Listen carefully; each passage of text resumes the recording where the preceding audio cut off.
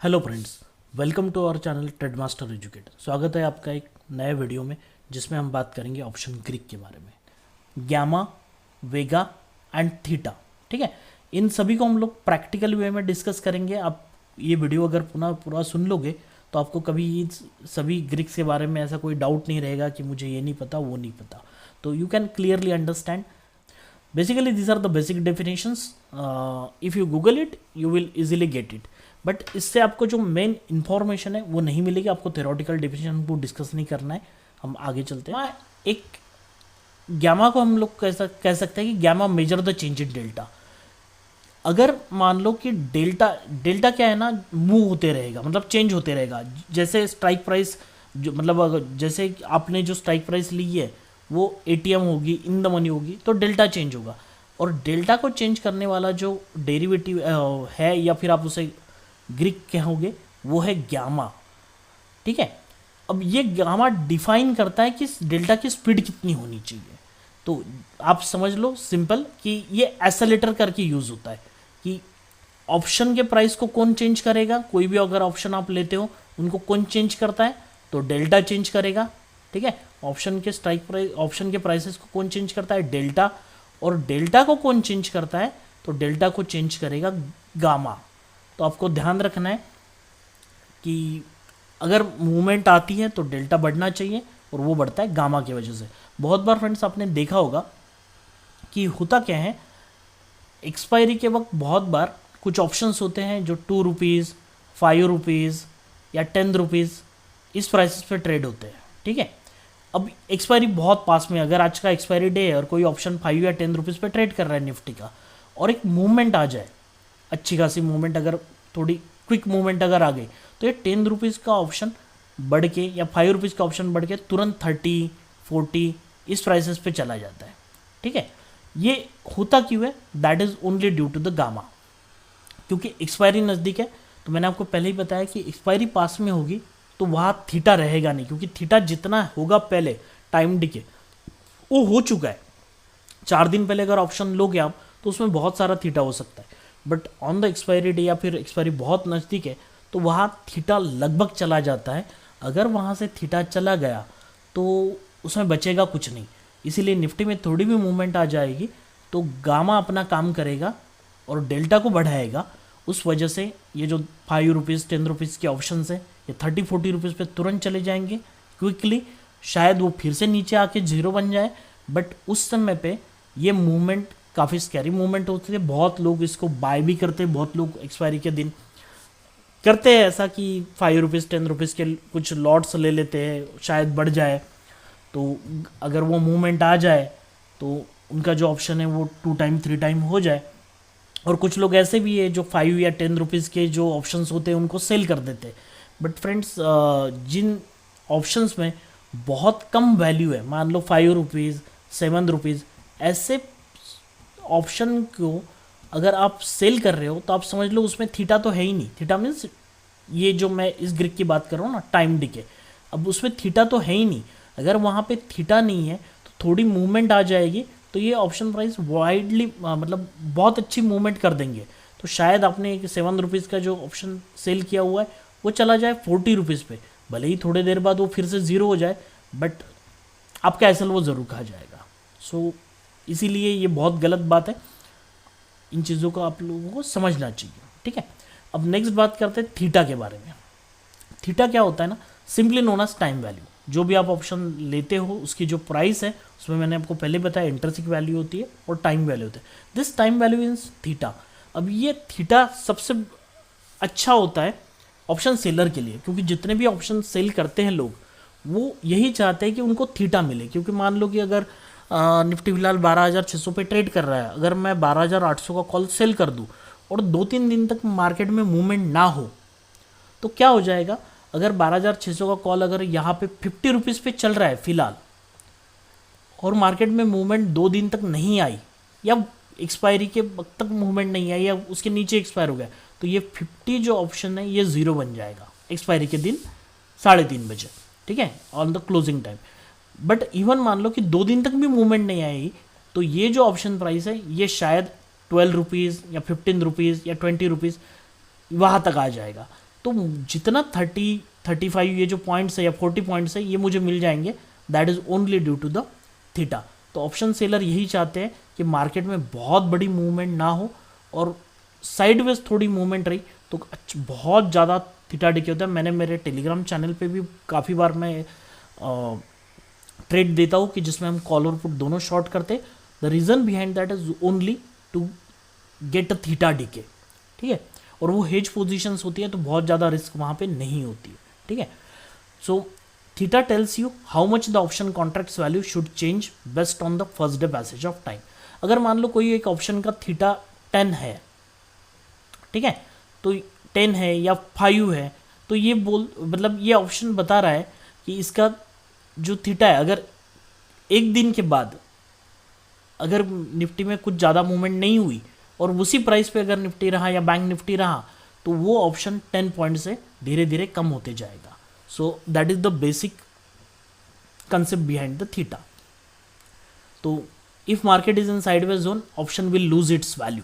तो धीरे धीरे आपने बहुत बार देखा होगा फ्रेंड्स कि अब 12,600 पे निफ्टी है, आप 12,800 का कॉल बाय कर लेते हो 40 रुपीज़ पे, और बहुत स्लो मूवमेंट अगर आती है धीरे धीरे धीरे या मूवमेंट नहीं आई और छोटी सी मूवमेंट आई फिर डाउन आया फिर, तो धीरे धीरे आपको पता चलेगा 2 दिन के बाद तो ये ऑप्शन 40 से नीचे आएगा 20 तक, और उसके बाद में इवन 12,700 भी निफ्टी गया, 12,750 भी गया, तो भी ये ऑप्शन प्राइस आपको बहुत बड़ा मूवमेंट नहीं देगी। ये शायद 30 तक ही आ जाए, इवन 40 क्रॉस भी नहीं कर सकती। और यही वजह है कि बहुत जो बड़े प्लेयर्स है या इंस्टीट्यूशनल प्लेयर्स है वो जनरली ऑप्शन सेलिंग करना पसंद करते हैं, क्योंकि उनको पता है कि थीटा डीके हमेशा होते रहता है और इसी थीटा डीके को कैप्चर करने के लिए कोई भी ऑप्शन सेलर ऑप्शन सेल करता है, ठीक है फ्रेंड्स। और ये अच्छा ऑप्शन सेलर के लिए बहुत अच्छा माना जाता है। सो इसी वजह से उन लोगों को प्रॉफिट भी होता है। नेक्स्ट जो हमारा ग्रीक है that is called as vega, which is very important. अब एक्चुअल वेगा होता क्या है? Vega basically known as volatility, ठीक है। आपने बहुत बार देखा भी होगा कि जो ऑप्शन की स्ट्रैटेजीज बनती है, they are the various strategies. तो कुछ लोग कहते हैं कि मेरी जो स्ट्रैटेजी है वो पॉजिटिव वेगा है, वेगा लॉन्ग है या वेगा शॉर्ट है। अब वेगा क्या होता है ना, अब उसको देख लेते पहले। Vega tells you how much the option contracts value should change based on 1% point change in implied volatility. अगर इम्प्लाइड वोलेटिलिटी चेंज हो, आपने देखा होगा कि ऑप्शन चेन में अगर जाओगे तो आपके हर स्ट्राइक प्राइस के बाजू में आपको IV दिखेगा।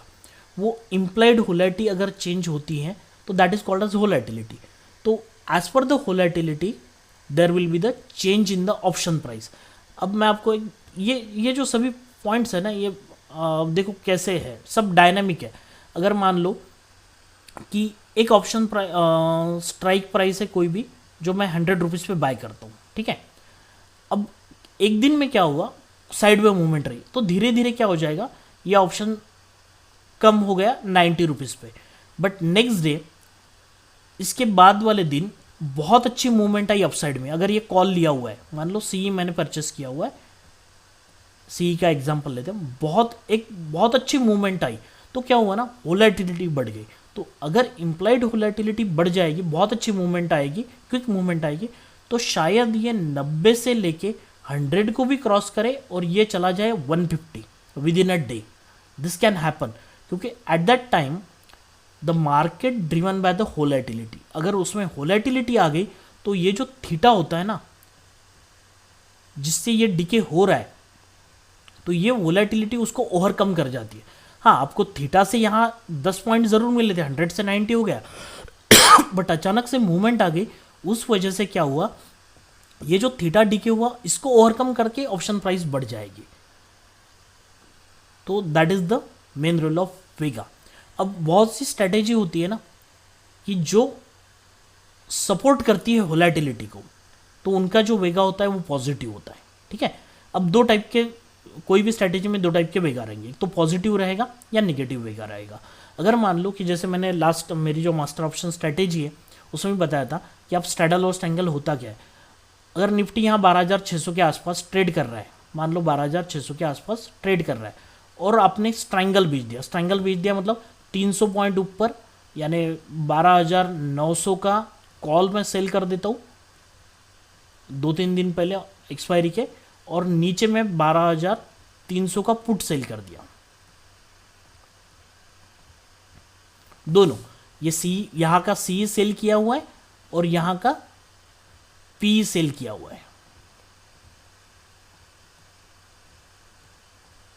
ओके, हाँ। तो क्या होता है ना, आपने ऐसी स्ट्रेटेजी बनाई कि आपने इसमें क्या किया, अपने वोलेटिलिटी को निगेटिव बना दिया। मीन्स क्या है, आप जो देखो option which are long that have positive vega, और जो ऑप्शन शॉर्ट होते हैं ना उनका निगेटिव वेगा होता है। अब हम लोगों ने क्या किया, सी और पी दोनों सेल कर दिए। अब दोनों सेल कर दिए मतलब आप चाहते हो कि मार्केट साइडवे रहे, मार्केट इसी रेंज में टाइम पास करता रहे, तो आपको यहाँ से भी प्रीमियम मिलेगा और यहाँ से भी प्रीमियम मिलेगा। अगर आपने ये 50 पे सेल किया है, ये 50 पे सेल किया है, तो 2-3 दिन के बाद शायद ये दोनों 20-20 आ जाएंगे और आपको 60 पॉइंट्स का यहाँ पे प्रॉफिट मिल जाएगा। तो आप चाहते हो, आप बनाते हो उस ट्रायंगल इसलिए कि मार्केट शायद साइडवे रहे या साइडवे रहना चाहिए।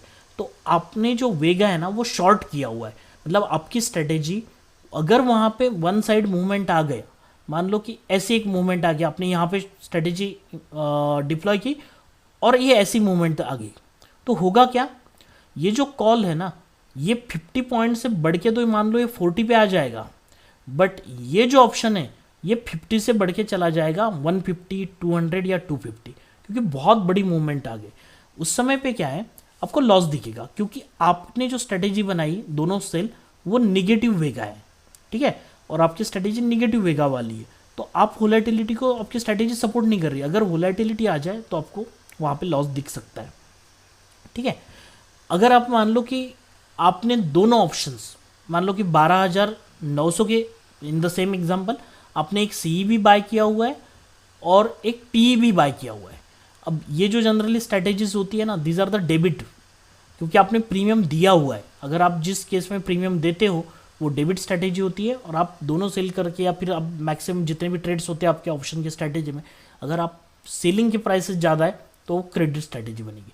अगर आपकी डेबिट स्ट्रेटेजी है तो आप कहीं ना कहीं वोलेटिलिटी को सपोर्ट कर रहे हो। अब यहाँ पे क्या किया, मैंने ऑप्शंस को लॉन्ग किया हुआ है, सी को भी बाय किया और पी को भी बाय किया, जो भी प्राइसेस होंगे, मान लो 50-50 रुपीज़ पे ही लेते, इसको भी मैंने 50 पे बाय किया, इसको भी 50-50 पे बाय किया। अगर मार्केट में साइडवे मूवमेंट आती है तो धीरे धीरे दोनों के ऑप्शन प्राइसेस कम होंगे। Why? Due to the theta decay, आपको दोनों यहाँ से लॉस होगा। बट अगर एक स्टिप मूवमेंट अगर मार्केट में आ जाती है अप साइड या फिर डाउन साइड, तो क्या हो जाएगा, ये 50 का जो ऑप्शन है पुट साइड वाला, अगर मार्केट नीचे आता है तो ये शायद 100, 150, 200, 250 हो जाएगा, और ये तो कम होके होके कितना होने वाला है, ये शायद 10 पे आ जाएगा, अगर एक्सपायरी है तो 0 हो जाएगा, उससे ज़्यादा क्या होगा। बट बहुत मूवमेंट आ गई, बट ये ऐसा हो सकता है कि ये तो 0 पे एक्सपायर होगा और ये 50 का 200 या 300 पे एक्सपायर हो जाए, तो आपको काफ़ी अच्छा मुनाफा वहाँ पे हो सकता है। बट यही है कि वैसी मूवमेंट आनी चाहिए, अगर वो नहीं आई तो आपको दोनों साइड से लॉस हो सकता है, क्योंकि आपने वोलेटिलिटी को सपोर्ट किया है, आपने ऐसी स्ट्रेटेजी बनाई, आपने ऐसी पोजीशन बनाई कि आप चाहते हो कि मार्केट में वोलेटिलिटी रहे, मूवमेंट आए, तो दैट इज़ योर पॉजिटिव वेगा। तो कभी भी जब भी आप ऑप्शन सेलिंग की या फिर कोई भी एक स्ट्रेटेजी ऑप्शंस के बारे में बनाते हो, तो आपने देखना चाहिए कि आपका पॉजिटिव वेगा है या निगेटिव वेगा है। इसलिए बहुत लोग क्या करते हैं ना कि वेगा को जनरली मतलब शॉर्ट भी करते हैं, तो वेगा को थोड़ा सा सपोर्ट करने के लिए हेजिंग कर देते हैं। This is the basic reason behind the hedging. और जब भी हेजिंग करते हैं तब आप 2 लेग, 3 लेग, 4 लेग ऐसी स्ट्रेटेजी बनाते हो, उसमें आप लोगों का वेगा पॉजिटिव है या निगेटिव है ये देखना बहुत ज़रूरी है। अगर आपको कोई भी क्वेरी है इन सब के बारे में तो आप लोग मुझे ज़रूर कमेंट करो या मैसेज कर सकते हो। आपको अगर टेलीग्राम चैनल ज्वाइन करना है तो मैं उसकी एक लिंक नीचे डिस्क्रिप्शन में दे दूंगा, आप वहाँ से ज्वाइन कर सकते हो। और कोई भी दिक्कत है ट्रेडिंग में तो friends you can ask me freely and subscribe our channel, hit the like button if you like the content जो मैंने आपको बताया। आपको पसंद आया तो ज़रूर लाइक बटन हिट करो एंड बाकी वीडियोस भी फ्रेंड्स देखो कि जिससे आपको बहुत अच्छा नॉलेज मिलेगा और आगे काफ़ी स्ट्रेटेजीज इंट्राडे की ये सारे वीडियोस आने वाले हैं। तो B with us, happy trading.